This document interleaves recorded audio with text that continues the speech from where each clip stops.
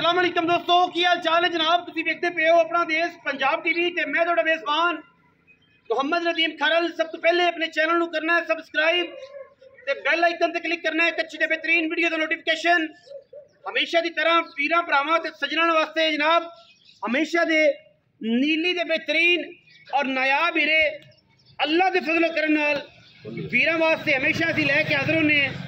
अज वीरां वास्ते जनाब एक मोती असीं लैके हाज़र होए हैं।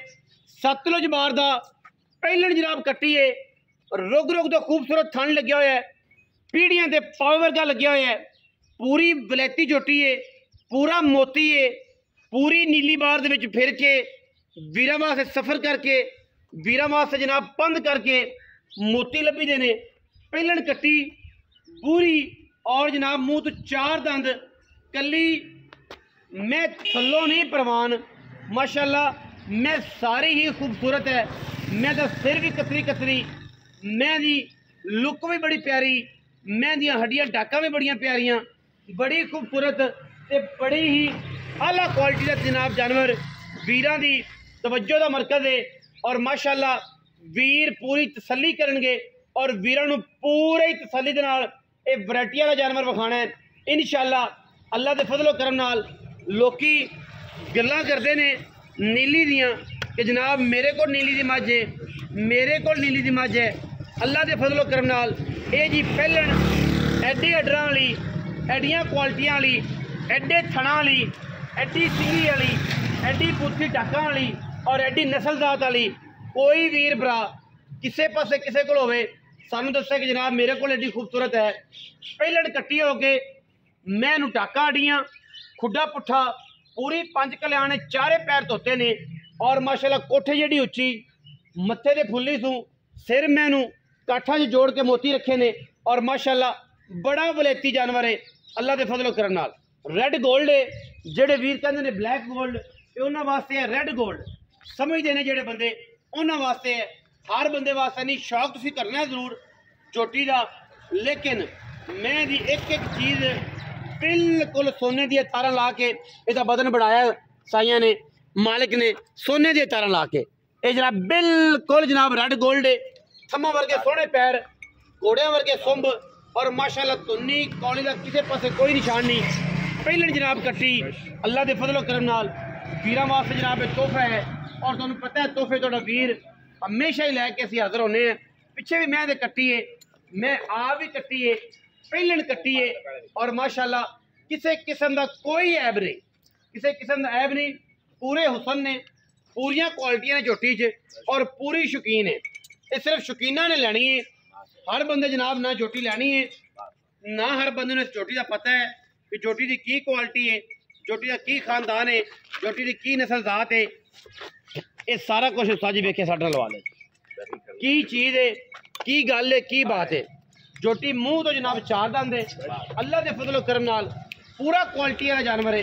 पैड़ा कड्डो कट्टी है पिछे तकरीबन मैं महीने की 25 दिनों की 20 तो महीने की सूई हुई है, पूरे दुध ते आई हुई है। और जनाब कोई ये गल नहीं कि मैला इन्हें नहीं सुटना या सुटेगी या ये करेगी या वो करेगी, ये या कोई मामला नहीं। पिछे कट्टी भी माँ वर्गी बहुत चंगी है और माशाल्लाह आप भी कट्टी है, पिछे भी कट्टी है माशाल्लाह, किसी किस्म का कोई वादा घाटा नहीं। यह जनाब पिछे कट्टी है तकरीबन एक महीने की 25 दिनों की जनाब कट्टी सूई हुई है, चौगी है मुँह तो मालका ने बकौल थोड़ी सख्ती की खड़ी है, मैं थोड़ी डरी खड़ी कैमरे तो इस करके नहीं मूँह भी फड़ के विखा दे। जो वीर आए तो सली करे मूँह की कट्टी चौगी होवे जनाब असी कट्टी दे जालू जनाब नहीं ते आण जाण दी असी गल भी करांगे, लंगर पानी भी देंगे जनाब के ज्यादती होगी गलती होगी भरावां नाल। मूँह वेखी उस्ताद ने सली की है कि मूँह चौगी है ठीक है जी इंशाल्लाह।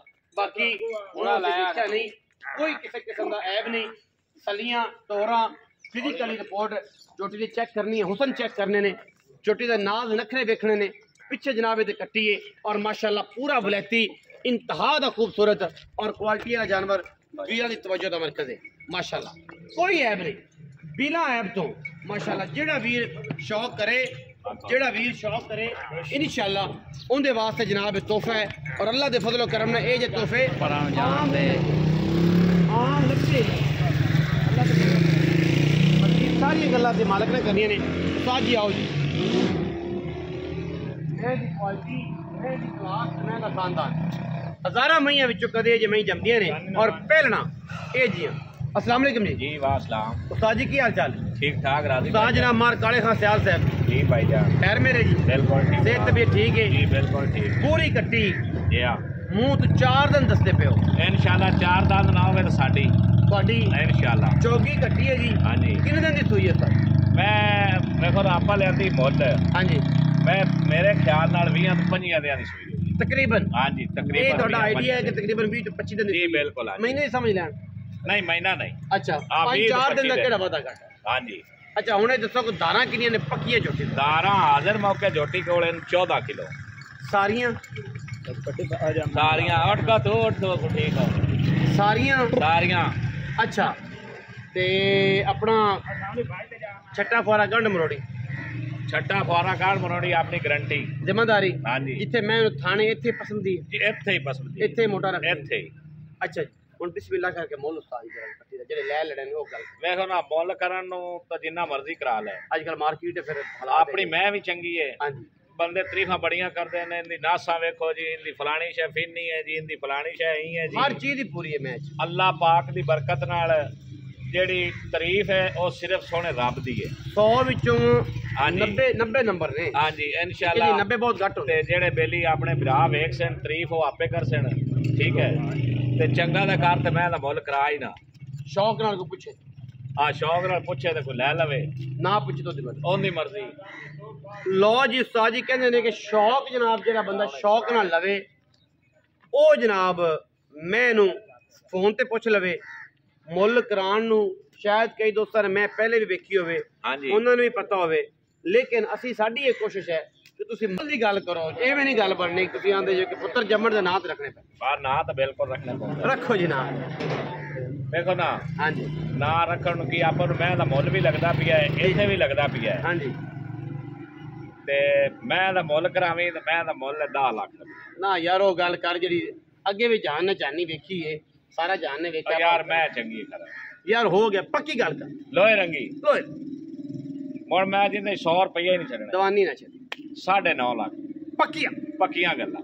ਕੋਈ ਲਵੇ ਲਵੇ ਨਾ ਲਵੇ ਅੱਲਾ ਦੇ ਨਸੀਬ ਆਪੋ ਆਪਣੇ ਆ ਨਸੀਬ ਵਕਤ ਆਪਣੇ ਆਪਣੇ ਆਪਣੇ ਆਪਣੇ। ਨਸੀਬ ਆਪਣੇ ਆਪਣੇ। ਹਾਂਜੀ 9.5 ਲੱਖ ਰੁਪਇਆ ਜਿਸ ਬੁਲਬੁਲ ਦੇ ਬੱਚੇ ਦਾ ਹਾਂਜੀ ਜਿਹੜਾ ਵੀਰ ਲਵੇ ਮੈਂ ਦੇ ਵਿੱਚੋਂ ਕੋਈ ਯਾਰ ਗਲਤ ਦੱਸੇ ਬੰਦਾ ਅਸੀਂ ਬੈਠੇ ਬਾਕੀ ਤੇ ਭਲੋ ਬਲ ਜੰਤ ਕੋਈ ਨਹੀਂ ਮੇਰੇ ਮਾਲਕ ਨੇ ਬਣਾਈ ਹੋਈ ਚੀਜ਼ਾਂ ਆ ਬਣਾਈਆਂ ਹੋਈਆਂ। ਇੱਕ ਤੋਂ ਇੱਕ ਵੱਧ ਚੀਜ਼ ਹੈ। ਹਾਂਜੀ ਲੇਕਿਨ ਗੱਲ ਇਹ ਕਿ ਇਹਦੇ ਵਿੱਚ ਕੋਈ ਕਮੀ ਦੱਸੇ ਕੋਈ ਕੁਤਾਈ ਦੱਸੇ ਤੇ ਜਨਾਬ ਅਸੀਂ ਦਾਅਵੇਦਾਰ ਹੈ। पूरी शौकीन झोटी पूरी लश्कियां वाली पूरी मुफ्त वाली।